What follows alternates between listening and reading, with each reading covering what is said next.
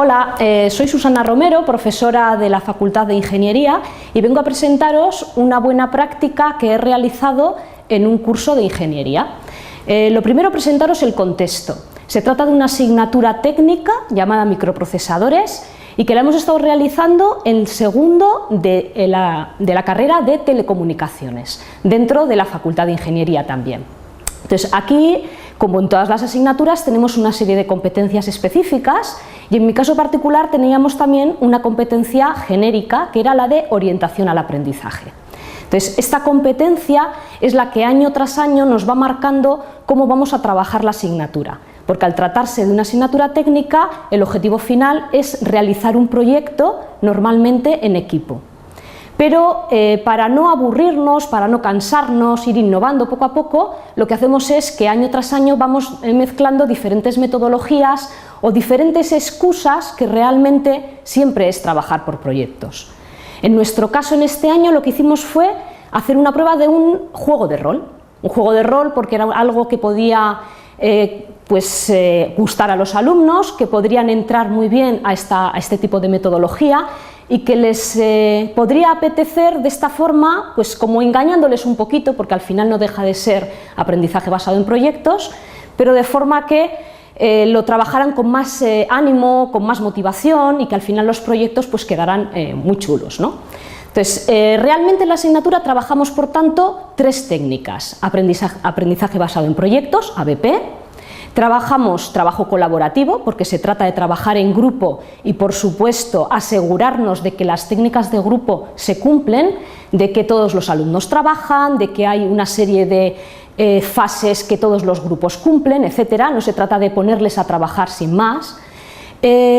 Trabajamos con el MAUD, el modelo de aprendizaje de la Universidad de Deusto, es decir, tratamos todos sus pasos y es lo que vamos a ver ahora, poco a poco, cómo lo hemos ido trabajando.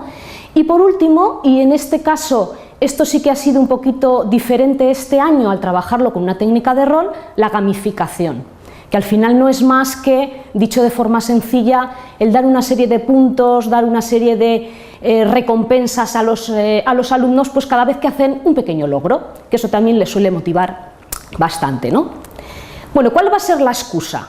Pues nosotros lo primero que tenemos que hacer, según el modelo de aprendizaje, es hacer un contexto experiencial, poner a los chavales en situación. Entonces, nuestra excusa este año para empezar con este juego de rol fue que había aparecido en el periódico un anuncio, por ejemplo. Podría haber sido cualquier otra cosa, pero esto es lo que se nos ocurrió para este curso, ¿no? Entonces aparecía un anuncio en el que se pedían equipos que ya estuvieran consolidados, que ya hubieran trabajado antes juntos para desarrollo de proyectos en el grado de telecomunicaciones, para proyectos con una función específica. Claro, al principio cuando les planteas a los alumnos que vamos a jugar, ¿no? Porque yo presento mi asignatura, me presento, estas son las competencias, etcétera, y les digo, venga, y ahora nos ponemos a jugar. La cara de asombro, lo primero, ¿no? Lógicamente es un poquito de qué nos está contando, en qué consiste esto, nos va a poner ahora aquí a jugar a la cuerda, yo qué sé, ¿no? Y al final pues les dices, no, mira, vamos a hacer un juego de rol. ¿En qué consiste un juego de rol? Porque no todo el mundo ha jugado, pues tipo juego de mesa, solo que hay unos personajes, hay unas hojas de personaje, cada uno tiene que interpretar su papel, va a haber un director de juego, que en este caso voy a ser yo, que les voy a ir dando las pautas, pero de forma que no voy a estar dando clase continuamente, sino que les voy a ir guiando para que ellos mismos consigan el objetivo, que en este caso va a ser ¿qué? Hacer un proyecto de telecomunicaciones, y ese era nuestro contexto. Entonces, el primer paso que tuvieron que dar, lo primero, desde luego, es repartirse en equipos. Y como era un juego de rol, pues algunos igual lo consideran que estamos perdiendo el tiempo, etcétera, pero realmente es necesario, tenemos que meternos en el papel. Y para eso es fundamental la hoja de personaje. Cada alumno va a ser un personaje diferente, que ellos mismos se van a marcar. Les digo también, por supuesto, que tienen que poner una fotografía, las tareas que van a hacer dentro de ese equipo, pues van a ser el gerente, va a ser el secretario, va a ser el jefe de compras, va a ser el programador. Les advierto también, cuidado, que si falta alguien un día, a ver si no vais a poder hacer ninguna compra, que no está el jefe de compras. Es decir, cada papel mejor que lo repartáis, que varios roles lo jueguen diferentes personajes, que cada personaje además tenga más de un rol, porque si no, no vais a tener para todo, etcétera, ¿no? Les sitúas un poquito. Lo siguiente que tienen que hacer, pues me han dicho que lo primero que tengo que hacer es presentarme a un puesto de trabajo, tendré que prepararme para ese puesto de trabajo, tendré que saber lo que es un proyecto de telecomunicaciones, tendré que saber qué cosas se supone que tengo que hacer. Entonces, lo primero que tienen que hacer, búsqueda de información. Búsqueda de información sobre una serie de conceptos. Están ya ahí ellos mismos conceptualizando, porque una de nuestras competencias, la genérica, era orientación al aprendizaje, y eso les está haciendo que no sean sujetos pasivos, sino que ellos mismos promuevan ese aprendizaje. ¿Qué tendrán que hacer también? Pues una lista de la compra, les decía yo. A ver, el jefe de compras me tendrá que decir qué materiales necesita para ese proyecto, qué es lo que tiene que hacer, qué cosas o qué recursos va a necesitar. Y en esos recursos les dejaba también que pidieran como máximo 2 horas de clase. 2 horas de clase teóricas, pues no sabemos qué son los microcontroladores, necesitamos clases sobre lo que es un sensor de movimiento, lo que quisieran, ellos pedían. Y les decía también, además, aunque no estaba luego, no era un objetivo, ¿no?, propio de la asignatura, igual mejor os ponéis de acuerdo con otros equipos y podéis compartir información, no pidáis todos la misma clase, porque entonces pues solamente vais a tener un número limitado, por ejemplo, igual hay recursos que podéis compartir, todas esas cosas de planificación, para que lo tuvieran en cuenta, ¿no? Y ellos mismos tenían que autoorganizarse. Entonces, ¿cuál es el papel aquí del profesor? El profesor no es el que da las clases sin más, sino que el profesor va guiando, es la guía, es el que va moviéndose entre los grupos y va viendo si efectivamente están trabajando los objetivos, las competencias, si el trabajo en grupo se cumple, cuáles son las cosas que ven que les hace falta y realmente no se han dado cuenta todavía, etcétera, ¿no? Entonces, el papel del profesor realmente es el de acompañamiento. Y aquí siguen contextualizando. Las diapositivas, por ejemplo, que veis aquí, ¿no?, pues son las que utilizamos en clase. Ellos las tienen en Aluz, ellos han podido mirar, Aluz es la plataforma que utilizamos, tipo Moodle. Entonces, ellos han podido visualizar qué es lo que hay y ver si con esa información les sirve, no les sirve, necesitan más, etcétera, o tienen que buscar en internet. Cuando yo me doy cuenta de que hay algo que no han pedido y que realmente van a necesitar o les veo perdidos, pues lo que hago es, igual les mando un mail desde dirección diciéndoles, oye, que dirección se ha dado cuenta de que estáis trabajando muy bien, pero que no habéis tenido en cuenta no sé qué cosa y os va a dar un curso extra por el trabajo positivo que estáis realizando, por ejemplo. O si veo que se desvían un poquito, como fue en este caso algún grupo, pues les decía, oye, que tengo un chivatazo de dirección, que me han dicho que en una semana vais a tener un auditor que va a controlar que efectivamente estéis haciendo todas las tareas que habéis dicho, que tenéis unas actas de grupo, que tenéis los programas en las diferentes versiones. Entonces los grupos, desde luego, despertaban, se ponían a trabajar para ese nuevo requerimiento o mandato que ellos no habían previsto, por ejemplo, ¿no? Como veis también en las diapositivas hay una serie de elementos, pues un motor, un altavoz, otro motor, un sensor, pues una serie de elementos que ellos al final son los que tienen que poner en práctica. Se trata al final de algo práctico, no de algo teórico.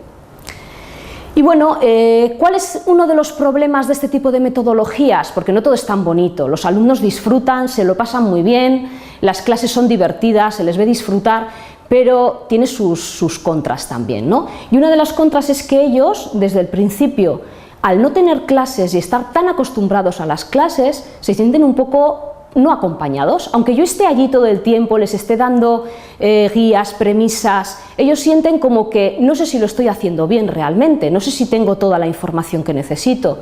Entonces, hasta que ellos no ven que efectivamente pueden montar un proyecto, que pueden hacer una práctica y que esa práctica va funcionando y ellos mismos han buscado toda esa información, aunque yo les haya podido ayudar. Hasta que no pasa eso, no empiezan, como pone en la diapositiva, a ver la luz. Pero llega un momento, efectivamente, que ven que todo funciona y que todo marcha fenomenal y se sienten bien. Al final la evaluación yo la hago en diferentes aspectos. Es importante esa evaluación, yo he ido tomando notas absolutamente de todo lo que han hecho. Normalmente este tipo de metodologías no se puede hacer con grupos de 80 alumnos, los grupos serían demasiado grandes y no se podría controlar bien. Yo en este curso tuve un grupo pues, que era relativamente con pocos alumnos, de forma que lo pude seguir, pude hacer un seguimiento y hacer una evaluación absolutamente de todo lo que hacían, de todas sus actividades. Además de eso, les pido que ellos mismos se autoevalúen, que se evalúen al principio de la asignatura, una preevaluación para ver cómo se sienten, qué tipo de contenidos conocen de lo que vamos a ver en la asignatura, si saben lo que es un sensor, si saben lo que es un motor, si han trabajado antes con microcontroladores, y luego ese mismo test que les paso al principio se lo paso al final, para que ellos mismos vean todo lo que han avanzado y que ha sido gracias a su trabajo realmente, ¿no? Y les hago también una evaluación entre grupos, que me digan, por una parte, qué grupo es el que más les ha gustado en cuanto a proyecto final. No solamente se evalúa el proyecto final, también el proceso, pero bueno, ellos lo que ven realmente de los demás es el proyecto final. Pues que me digan cómo lo ven, qué grupo es el que más les ha gustado, y por otra parte que me digan también, dentro de su grupo, si piensan que alguien se merece más o menos nota, una coevaluación entre compañeros.